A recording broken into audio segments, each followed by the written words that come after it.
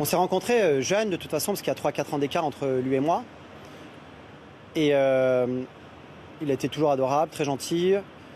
On était en école primaire, puis collège, au lycée, où on s'est tous...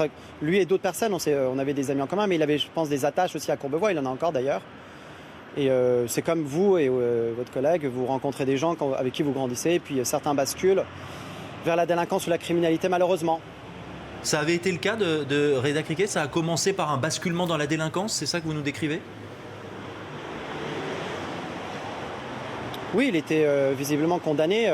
C'est ce que d'ailleurs les fichiers de police et son casier judiciaire sont mis en avant. Donc vous êtes informés, tout le monde, les Français sont au courant.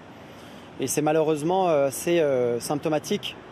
Et c'est assez récent, je dois dire, ce basculement en fait entre la délinquance, la criminalité et puis vers des groupuscules terroristes. Et ça, c'est quand même assez inquiétant et assez récent, je pense.